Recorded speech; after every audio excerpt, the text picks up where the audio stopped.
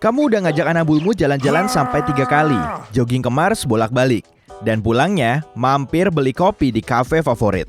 Tapi kok jumlahnya masih saja kurang?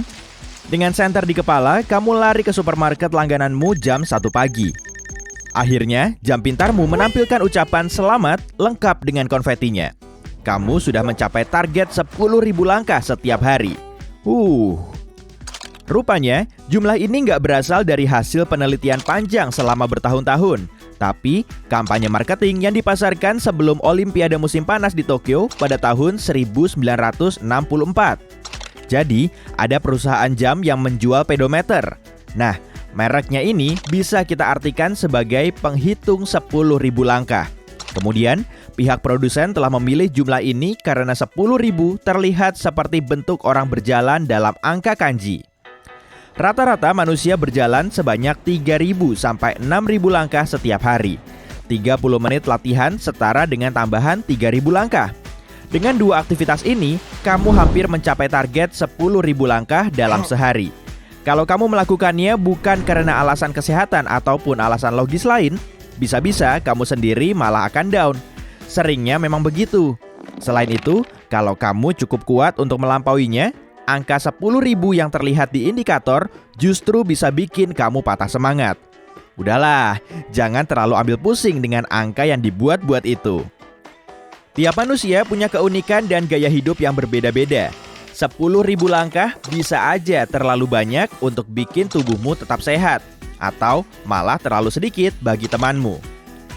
Hasil penelitian terbaru dari Harvard Medical School telah membuktikan wanita yang berjalan sekitar 4.500 langkah setiap hari hidup lebih lama. Semakin banyak langkah yang mereka ambil, semakin baik juga efeknya bagi kesehatan mereka. Tapi kemudian, levelnya menjadi stagnan saat jumlahnya sekitar 7.500 langkah dalam sehari.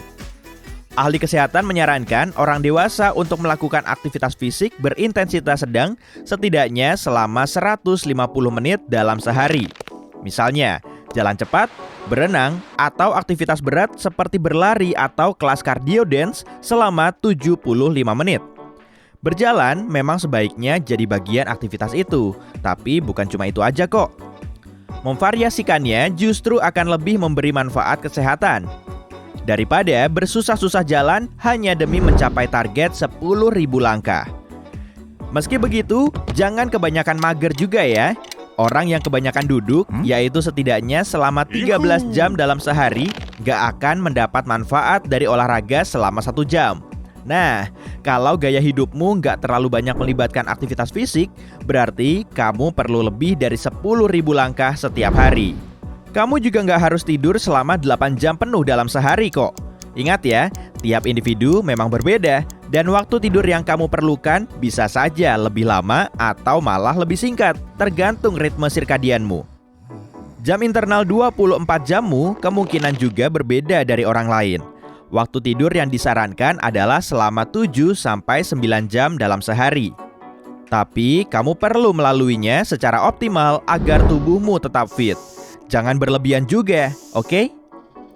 Sebaiknya jangan pakai deodoran di pagi hari, tapi oleskan di kulit bersih plus kering setelah kamu mandi sore. Dengan begini, kandungannya akan lebih terserap saat kamu tidur. Senyawa aluminium di dalamnya akan menghalangi saluran kelenjar keringat, sehingga deodoranmu nggak akan hilang saat kamu mandi pagi. Mengonsumsi telur nggak akan merusak jantung. Kuning telur memang mengandung kolesterol, tapi mengonsumsinya 1 butir setiap hari masih aman kok. Plusnya lagi, telur mengandung banyak nutrisi seperti omega 3 yang bisa menurunkan risiko penyakit jantung. Nah, yang harus kamu hindari justru campuran lemak dari makanan lain agar tubuhmu tetap sehat. Cuaca dingin saja nggak akan bikin kamu flu. Malahan, cuaca seperti ini bisa meningkatkan sistem imunitasmu. Saat dingin, kemungkinan kamu akan tetap rebahan di dalam rumah. Dan tentunya bakteri sangat gampang berkembang biak di situ. Belum lagi, kebanyakan orang kurang mendapat vitamin D dan sinar matahari. Keduanya bisa membantumu tetap sehat. Kalau kamu udah ubanan, mencabut 1 uban gak akan bikin ubanmu beranak pinak kok. Setiap folikel cuma bisa menumbuhkan 1 rambut. Dan rambut di sekitarnya baru akan memutih setelah selnya berhenti menghasilkan pigmen. Kalau kamu mau menghilangkan uban, potong pakai gunting saja. Kalau kamu mencabutnya, folikel rambutmu bisa trauma. Kamu nggak harus bersarapan hanya untuk menurunkan berat badan. Memang sih, sarapan bisa bikin kamu tahan lapar dan nggak ngemil aneh-aneh sepanjang hari. Berat badanmu pun akan turun. Tapi kalau kamu nggak kuat makan besar di pagi hari, lewati saja. Kamu nggak akan serta-merta bikin kamu kalap saat makan siang dan makan malam. Kamu nggak akan seketika jatuh sakit saat membuka dudukan kloset sambil menyiramnya. Kebanyakan bakteri nggak akan bisa bertahan hidup di permukaan toilet yang keras dan dingin. Yang sebaiknya lebih kamu perhatikan justru pintu kamar mandimu. Jangan sentuh bingkai dan handle-nya secara langsung. Pakai tisu saja. Membunyikan ruas jari nggak akan bikin kamu radang sendi. Bunyi krek dan letupan yang kamu dengar itu berasal dari gelembung gas di sela-sela tulang pada bantalan sendi. Sah-sah aja kok kalau mau membunyikannya, asalkan nggak menimbulkan rasa sakit. Makan sebanyak 6 kali sehari nggak akan bikin berat badanmu turun. Bisa-bisa kamu malah akan ngidam lebih banyak makanan, sehingga menumpuk lebih banyak kalori. Kalau kamu memang nggak sempat menyiapkan snack sehat atau nggak bisa mengontrol porsimu, ya udah, makan 3 kali sehari saja. Berolahraga sebelum tidur nggak bikin waktu tidurmu acak-acakan. Lagi pula, olahraga ringan 1 jam sebelum tidur gak akan mempengaruhi durasi dan kualitas tidurmu. Suhu tubuh dan detak jantungmu memang akan meningkat, tapi perubahannya tidak signifikan. Yoga ringan, peregangan, dan latihan aerobik stabil bisa loh bikin tidurmu lebih cepat dan nyenyak. Sinar matahari alami gak lebih aman dari mesin tanning bed. Keduanya melepaskan sinar ultraviolet yang bisa merusak kulit, menyebabkan penuaan dini dan masalah lain yang jauh lebih serius. Untuk lebih amannya, sebaiknya pakai produk tanning tanpa matahari. Kamu gak perlu diet, jus maupun perawatan tertentu untuk membersihkan tubuh dari racun. Tubuhmu punya mekanismenya sendiri untuk membuang zat-zat berbahaya. Untuk mengoptimalkannya, sebaiknya jaga kesehatan hati dan ginjalmu ya. Kedua organ ini berfungsi sebagai penyaring di dalam tubuh. Makanya, hindari makanan olahan dan kemasan, batasi makanan tinggi gula dan lemak, serta minum air putih yang banyak. Untuk menurunkan berat badan, kamu nggak perlu mendewakan jam 6 sore. Mau jam berapapun, tubuhmu tetap bekerja seperti biasa. Yang perlu kamu perhatikan justru asupan makananmu. Di malam hari, kamu akan cenderung makan junk food kan? Dan kamu juga tahu sendiri, jumlah kalorinya bisa sampai menembus langit. Nah, biar tidurmu tenang, jangan biarkan perutmu keroncongan sebelum tidur ya. Kamu bisa makan sedikit snack protein atau biji-bijian, agar metabolismemu terus berjalan. Pemanis alami sama saja dengan gula biasa.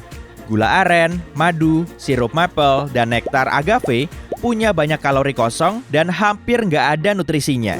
Penting nih, cek juga asupan gulamu dalam bentuk apapun. Wortel nggak akan bikin kamu punya kekuatan super. Melihat dalam gelap, kamu cuma dapat vitamin A-nya saja.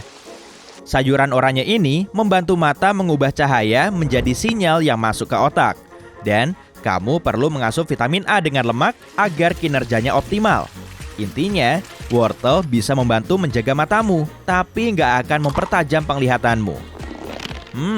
Tetap aja sih, aku nggak pernah lihat ada kelinci yang berkacamata.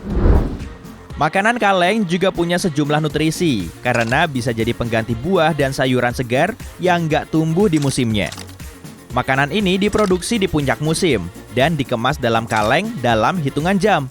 Kandungan natriumnya biasanya cuma 1% dan tambahan gulanya 2%. Masih dalam kisaran aman. Para ahli kuliner pun memakainya saat masak. Rambutmu nggak bisa terbiasa dengan sampo yang sering kamu pakai. Kalau hasilnya nggak seampuh sebelumnya, kemungkinan disebabkan oleh kondisi rambut, kesehatanmu, atau perubahan level hormon. Hal ini juga bisa dipicu oleh perubahan cuaca, atau bisa juga karena perbedaan kualitas air. Kopi nggak memicu osteoporosis maupun bikin kita stunting. Justru, gen kita sendiri yang menentukan tinggi badan kita. Selain itu, kopi nggak terbukti bisa menyebabkan penyakit mengerikan. Tekanan darahmu memang akan naik saat minum kopi, tapi cuma berlangsung sementara. Bercukur nggak akan bikin jenggot dan kumis cepat panjang serta tebal, tapi bikin ujungnya lebih kasar. Makanya, bentuknya akan terlihat lebih tajam, gelap, dan lebat. Setelah kamu 40 tahun, berat badanmu akan naik karena metabolismemu melambat. Sebenarnya, metabolisme memang sudah melambat setelah umurmu 30 tahun, tapi rasio perubahannya sangat kecil. Berat badan cenderung naik saat kita menua karena kita jadi kurang gerak. Nah, kalau kamu makan makanan sehat atau berolahraga secara teratur, keseimbangan hormon dan metabolismemu akan baik-baik saja. Gula nggak sepenuhnya bisa memicu diabetes. Saat mengasup karbohidrat, termasuk makanan manis dan bertepung, kamu mencernanya menjadi glukosa. Zat ini akan jadi sumber energi utama. Kemudian, insulin menurunkan kadar glukosa, lalu membantunya terserap ke dalam sel. Nah, yang jadi pemicu utama diabetes sebetulnya sistem imun atau pankreasmu, bukan gula. Jaga berat badanmu dan batasi konsumsi makanan berlemak ya, agar kamu gak kena diabetes. Kamu gak perlu membersihkan telingamu dengan korek kuping. Benda ini cuma akan mendorong kotoran telingamu semakin ke dalam, hingga masuk ke saluran telinga. Kalau sudah terlalu dalam, kotoran ini nggak akan bisa dikeluarkan loh.